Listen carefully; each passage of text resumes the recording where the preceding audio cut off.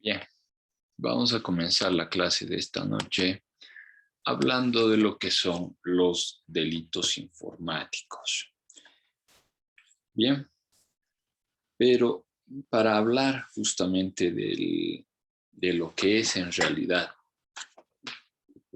de lo que son los delitos informáticos, tenemos que comenzar hablando sobre lo que son los delitos como tales, ¿no?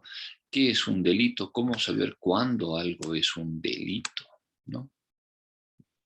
Bien, la teoría jurídica justamente nos dice que el delito es la acción típica antijurídica culpable y punible. Bien, esta teoría del delito se va desenvolviendo o se desenvuelve justamente de estos aspectos que les he mencionado en este momento. Primero, una acción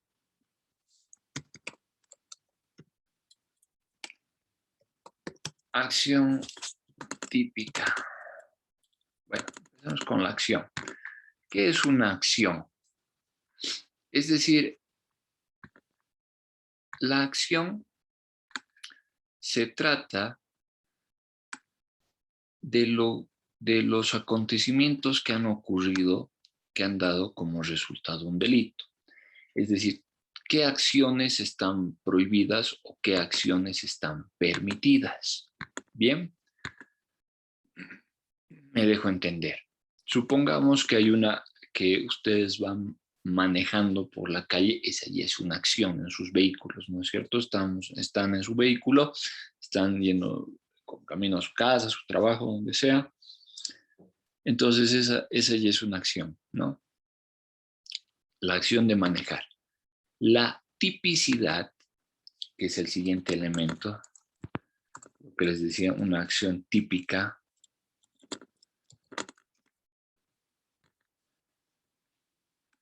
La tipicidad se refiere a lo que es que la acción que están llevando a cabo o como consecuencia de la acción que estaban llevando a cabo debe estar positivizada, es decir, debe estar escrita en la norma. Por ejemplo, la tipicidad es justamente el hecho de que el manejar en estado de ebriedad sea un delito. El código de tránsito nos indica justamente que manejar en estado de ebriedad es un delito. Bien.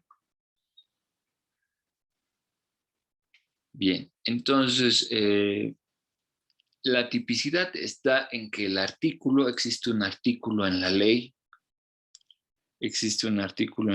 que se refiere, que dice de forma literal, que al que esté manejando en estado de ebriedad será suspendido se le suspenderá su licencia, ¿no es cierto? ¿Por qué? Por la conducta de conducción peligrosa, es decir, a una acción que es manejar un vehículo, ¿no es cierto? Le agregamos que estaba conduciendo en estado de ebriedad y esa actividad está escrita en el Código Penal, la convierte en un delito. El hecho de que esté escrito significa la tipicidad. Bien, ¿me dejo entender? Espero que sí, si no, quedo atento a cualquier duda o cualquier consulta. Esa es la tipicidad. ¿A qué nos referimos con la culpabilidad? Les mencionaba, acción típica, culpable y punible.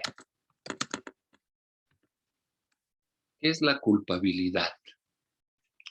En la ciencia jurídica tenemos que hay que los delitos pues se cometen por culpa o por dolo. Bien, para determinar si alguien es culpable de algo, pues si alguien es culpable de algo, pues debe demostrarse, ¿no es cierto? Lo habíamos visto ya en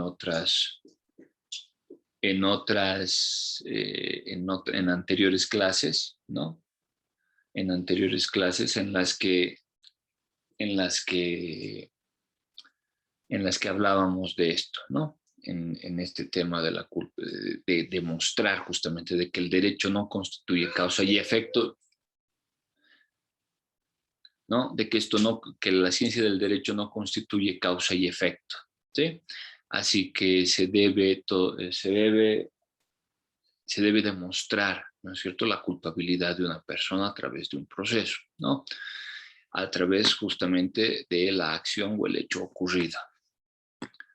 La punibilidad, que sea algo, un hecho punible.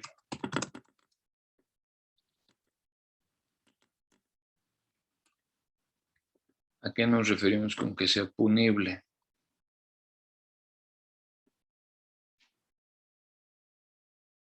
Es decir, que proviene de la palabra pena, es decir, que va a tener una sanción, una condena.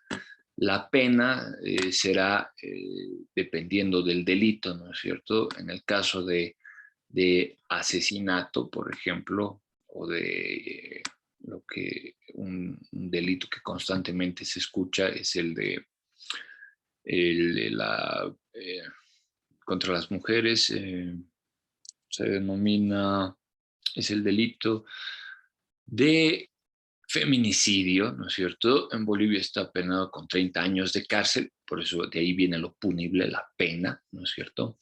Es decir, que va, una vez que se identifica la acción, que la acción esté escrita, se demuestra la culpabilidad a partir de pruebas, ¿no es cierto? Va a tener una sanción, es decir, va a tener su pena que va a constituir 30 años de cárcel, ¿no? A eso se refiere justamente esta teoría del delito. Esto es un delito. Cuando ustedes piensen en que la acción que están llevando a cabo si es o no es un delito, deben recordar estos elementos, una acción típica, culpable y punible, ¿no? Si no se encuentra dentro de estos aspectos, pues no constituye un delito. Bien, no sería un delito. Y a partir de esto se aplica lo que es el principio de legalidad. ¿Qué dice el principio de legalidad? El principio de legalidad indica que no existe pena ni sanción si no existe el delito, ¿no? En palabras de don César de Beccaria, ¿no? Se dice no existe delito ni pena sin ley previa. Bien, ¿esto qué significa? Que si no hay una ley donde esté tipificada la acción, ¿no? Es decir, que la acción que se ha llevado a cabo no está escrita en la ley, pues no constituye un delito, ¿sí? Ojo con este detalle.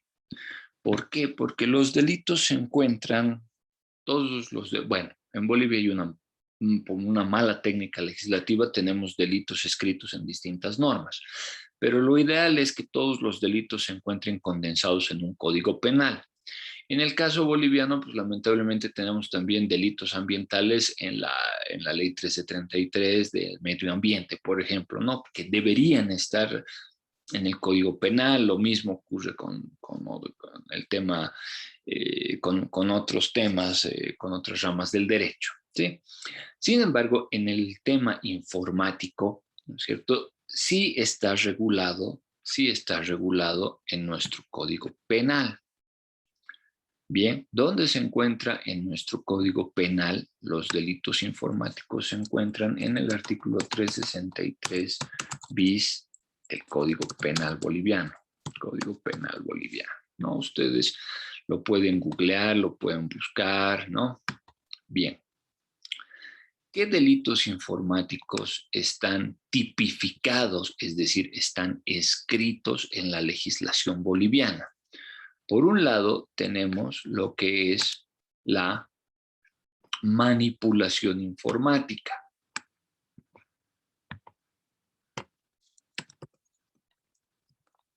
Manipulación informática. Este es un delito. En Bolivia se encuentra en el 363 bis, manipulación informática.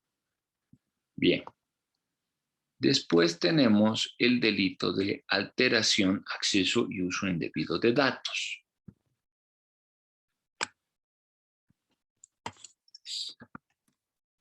Alteración, acceso,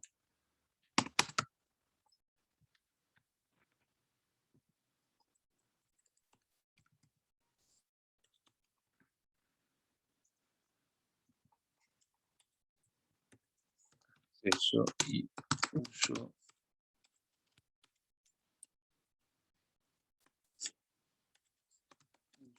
indebido de datos. Bien, ¿de qué se trata esto?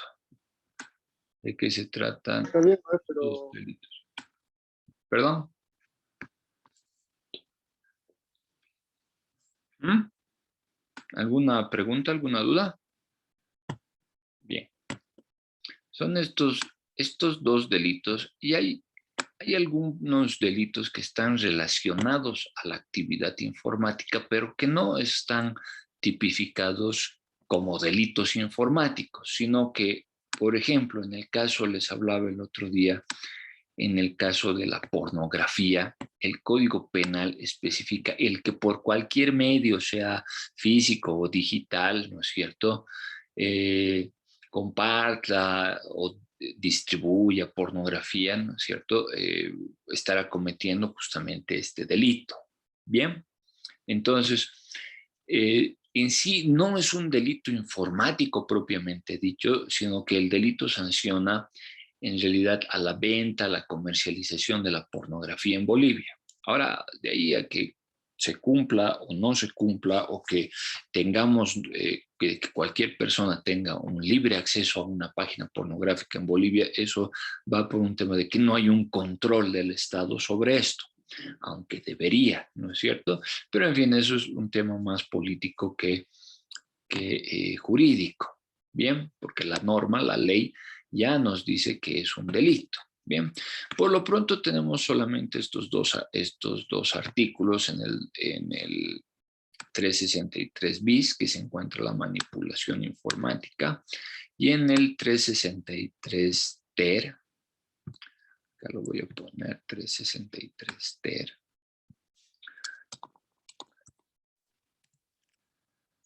el Código Penal boliviano, ¿no? Acá se encuentra lo que es la alteración a acceso y uso indebido de datos. ¿De qué nos dice el Código Penal, que es la manipulación informática? Nos dice el que con la intención de obtener un beneficio indebido para sí o un tercero manipule un procesamiento o transferencia de datos informáticos que conduzca a un resultado incorrecto o evite un proceso cuyo resultado habría sido correcto, ocasionando de esta manera una transferencia patrimonial en perjuicio de tercero, será sancionado con reclusión de 1 a 5 años y con multa de 60 a 200 días. Bien, lo voy a pegar en una siguiente diapositiva para que todos lo puedan ver, lo puedan leer cuando gusten, ¿no es cierto? Ahí está. Esto nos dice el Código Penal boliviano sobre lo que es la manipulación informática, ¿no? Para empezar, acá, aplicando lo que hemos visto al inicio de la clase, tenemos que ver lo que es la intención de obtener un beneficio. Aquí, queridos estudiantes, es donde nuestro Código Penal se queda en pañales. ¿Por qué? Ustedes dirán. Porque tiene que existir una intención de obtener un beneficio indebido para sí o un tercero. Pero la informática, los delitos informáticos, voy a citar el caso de un hacker ruso que comenzó a compartir un virus por el internet, que a uno le llegaba un correo electrónico, abría ese correo electrónico y su máquina ¡plup!, se encriptaba. Es decir, se cerraba todo y para desbloquear la máquina uno tenía que introducir un código y le apareció un mensaje que le decía, si usted quiere desbloquear su máquina, deposite 100 o $150 en esta cuenta, y te daban una cuenta que uno tenía que hacer un giro por internet justamente, ¿no? Ok, hasta ahí entraría este tema, ¿no? El tema de la intención de obtener un beneficio, ¿no? Ahí sí estaría un beneficio. Ahora, hasta ahí sí sería un delito, ¿no es cierto? Pero les pongo el ejemplo de este ruso porque ha habido muchas personas en todo el mundo, incluso este ruso estaba buscado por la Interpol a nivel mundial, ¿no es cierto? Porque este virus ha llegado a Bolivia, a todas partes del mundo, y ha habido gente que sí ha depositado estos 100 o estos $150, algo así, a una cuenta, ¿no? Resulta que nunca les ha llegado el código, el famoso código para desencriptar. En realidad, muchos técnicos, ¿no? Yo conocí justamente en una oficina que trabajaba, ocurrió eso, y pues no, por más que se lo llevó al técnico, el ingeniero, el informático, pues no sabía, bueno, sí sabía y nos dijo justamente, ¿no? Que lo que ocurre es que se ha hecho una encriptación. Y si no se tiene el código, no se puede desencriptar. Entonces, no existe una forma de desbloquear esto. O sea, sería intentar poner algunos códigos, o utilizar un generador de códigos, pero en el mundo entero no hay una persona que hasta el día de hoy haya logrado desencriptar uno de estos virus que ha mandado, bueno, que en realidad no es tanto un virus, pero que ha transmitido o que ha mandado este ruso. El problema, queridos estudiantes, ¿no es cierto?, con lo que pasa con el código, que nunca se ha retirado un solo centavo de la cuenta de este ruso, ¿no? Entonces, porque lo que esperaba la policía, la Interpol, era que en el momento que alguien haga uso de esa cuenta, de la cuenta donde miles de personas alrededor del mundo han depositado estos montos de dinero, ¿no? Pues alguien pueda cobrar, digamos, ¿no? Al momento que alguien haga un retiro, haga una transferencia o algo así, ese momento, boom, iba a la Interpol a saber dónde está esta persona, o por lo menos quién está llevando a cabo esto, ¿no? Este virus, esta encriptación a nivel mundial. El punto, queridos estudiantes, es que, como parafraseando justamente al personaje de los cómics, ¿no es cierto?, en el tema de la informática ha quedado claro que hay gente que no le interesa ganar dinero, ¿no? No tiene una intención de obtener un beneficio, sino que hay personas que solamente quieren ver arder el mundo, como les digo, ¿no? Parafraseando a la película de Christopher Nolan, la película de Batman, ¿no es cierto? Hay gente en la informática que solamente quiere ver arder el mundo. Ahí es donde tenemos el primer problema jurídico, por lo menos en Bolivia, ¿no es cierto?, con nuestra legislación, que nos dice: el que intente obtener un beneficio para sí o un tercero, puede ser que no quiera un beneficio ni para sí ni para un tercero, solamente quiere crear caos, ¿no? Y ese es el principal problema que tenemos en nuestra legislación, ¿no? Puede ser por tema de virus, puede ser por el tema de encriptaciones o lo que sea, ¿no? Bien, por eso les digo, aquí Bolivia queda en pañales, ¿no? Porque no está tipificado el tema de un terrorismo cibernético o un terrorismo informático, virtual, qué sé yo, ¿no es cierto? Por ejemplo, haciendo referencia justamente a otras legislaciones, ¿no? Bueno, a nuestra propia legislación, pero a otros ámbitos en el derecho. La ley 3, la ley de servicios financieros nos indica, por ejemplo, que es un delito el corretaje, es decir, hacer correr el rumor de que un banco ha quebrado y de que todos saquen su dinero es un delito.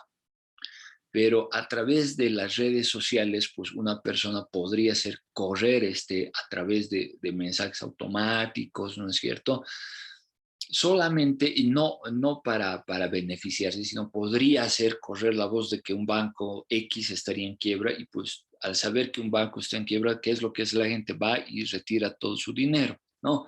Lo cual afecta al sistema financiero y afecta a la estabilidad de los estados. Aún no ha ocurrido eso, por lo menos aquí en Bolivia, ¿no? Y no conozco yo de antecedentes de algo similar que haya podido ocurrir en otras partes del mundo. De igual manera ocurre que en países, o lo mismo ocurre con el área tributaria, por ejemplo, que nos dice el Código Tributario que es un delito, como delito tributario, que no está en el Código Penal, pero que es un delito, que el incitar a no pagar impuestos también es un delito, que se tiene una sanción de 3 a 5 años o de 3 a 6 años, es la pena, por ejemplo, ¿no? Pero ¿qué tal si alguien igual a través de las redes sociales, de un sistema informático, hace llegar mensajes o cadenas de WhatsApp para que no se sepa, digamos, ¿no? Entonces, nuestra legislación ha quedado muy corta porque, como les digo, o sea, puede incluso alterarse a través de la informática, alterarse que lleguen los mensajes a los celulares, a los dispositivos móviles, a las cuentas de Gmail, Hotmail o lo que sea, que lleguen los mensajes sin que se sepa a ciencia cierta quién ha sido el que ha enviado, ¿no es cierto? Y ahí quedaría justamente esto perdido, ¿no es cierto? Porque no se está buscando una intención de beneficio. Este es uno de los problemas principales de los delitos informáticos. Les voy a rogar que me permitan 30 segunditos, por favor, a modo de hacer una breve pausa. Mil disculpas.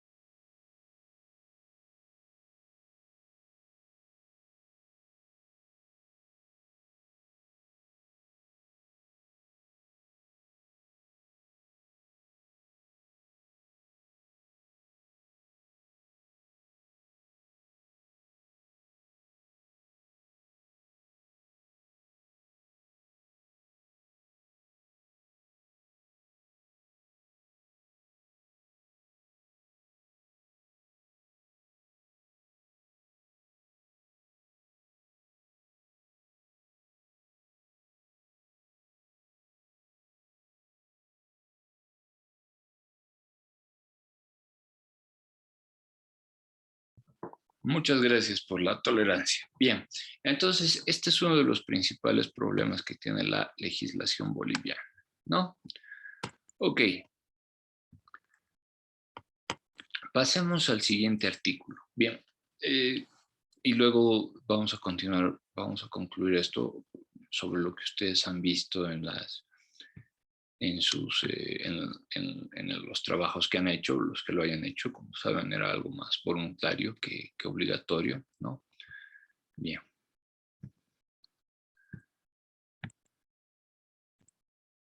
Aquí está. El artículo 363 ter nos dice: alteración, acceso y uso indebido de datos informáticos.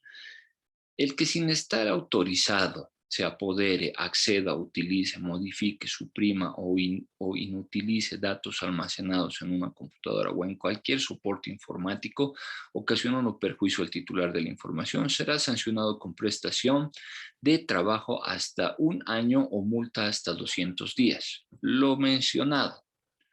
Supongamos que la persona que ha hecho en el caso del ruso, en el caso del ruso específicamente, que hace que se impida que, si bien no ha obtenido algún beneficio propio, pues ha ocasionado un perjuicio, ¿no?, a las personas. Trabajo hasta un año o multa hasta 200 días. Las multas se calculan a partir del salario mínimo nacional, es decir, el salario mínimo nacional son 2.300 bolivianos, si no me equivoco, aproximadamente, ¿no? Entonces se divide eso entre 30 y se sabe cuánto se genera por día, ¿no es cierto? Se lo multiplica el día por 200 y ahí tiene la multa, ¿no?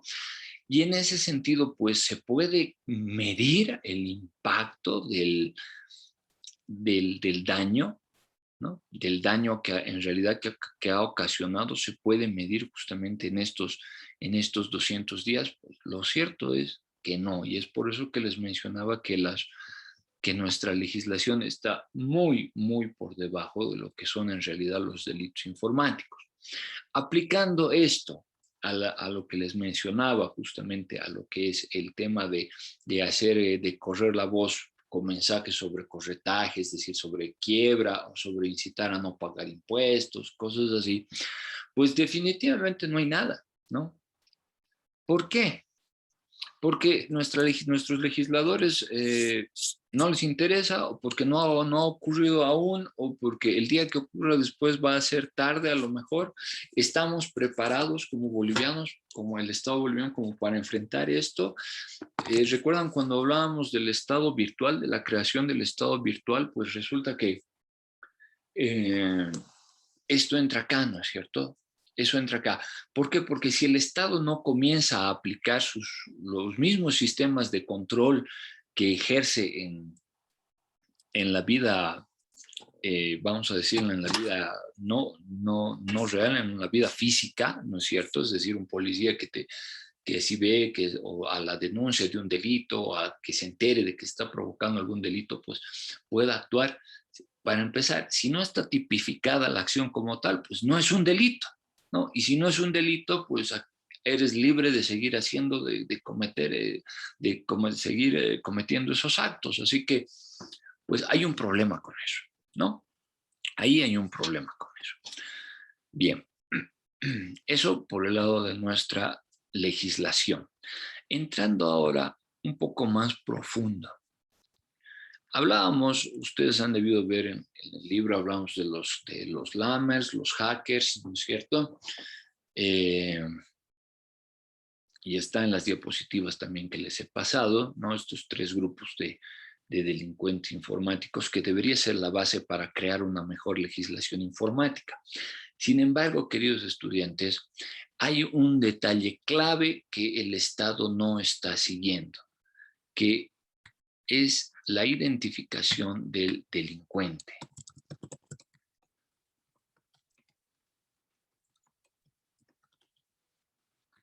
¿Por qué me refiero a la identificación del delincuente? Porque si bien existe, en todos los delitos hay un delincuente, existe una característica especial en los delitos informáticos. Para robar un banco, ¿no? Por ejemplo, ¿qué necesitas? Un arma, un revólver. Y pues aprender a disparar no es una ciencia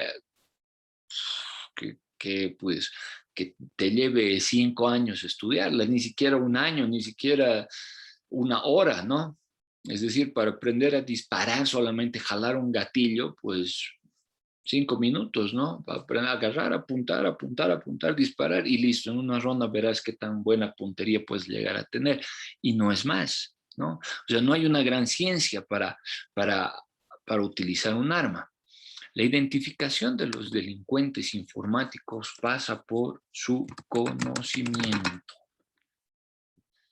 Los delincuentes informáticos no son personas comunes, son personas que tienen mayor conocimiento. Es decir, para empezar, por ejemplo, si analizamos quiénes están robando celulares, descuidistas, carteristas, ¿no es cierto? O sea, de hecho, en muchos casos, en muchísimos casos, se trata de gente que no es bachiller, que no sabe leer y escribir, que no tiene delito, que no tiene formación profesional, a lo mejor sí, pero pues nunca terminado, ¿no es cierto?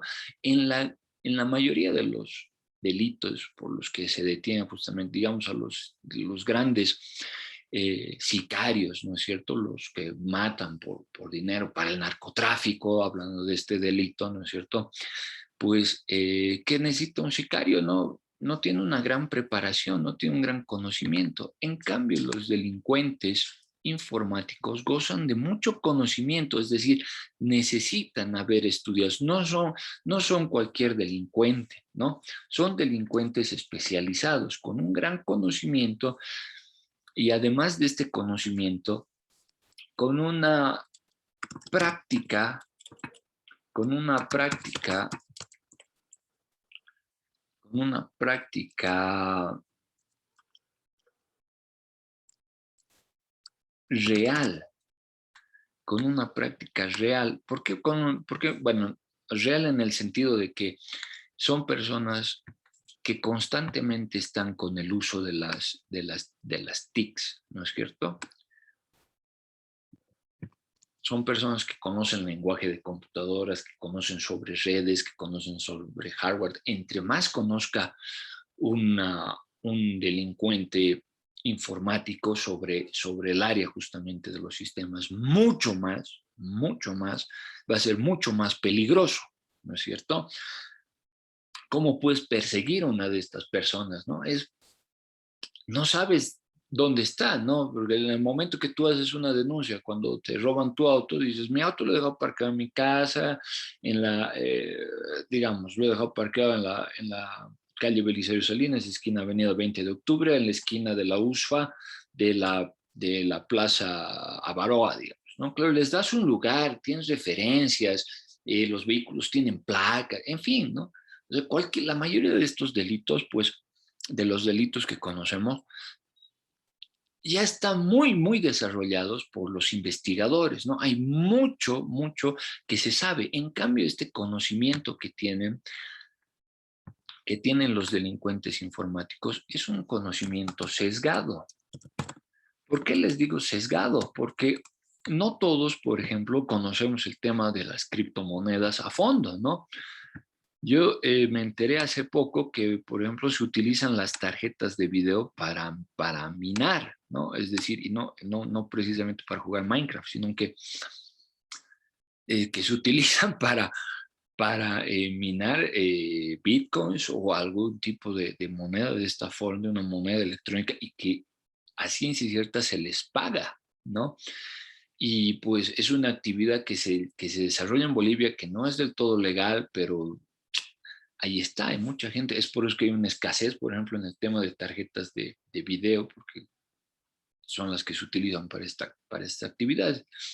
El punto es que el Estado, para identificar, para encontrar, para determinar quién es un hacker, quién es un lamer, es decir, alguien que puede enterarse de una contraseña o que puede utilizar a partir de un pequeño programa, crear un programa para saber la contraseña de una persona, no, ya va a medida que pueda obtener la información y luego utilizarla, ¿no es cierto?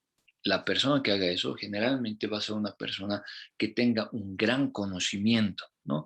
Que haya obtenido este conocimiento sesgado, que tenga una práctica real en lo que es justamente el diseño, el estudio de la informática, ¿no? Y de los sistemas.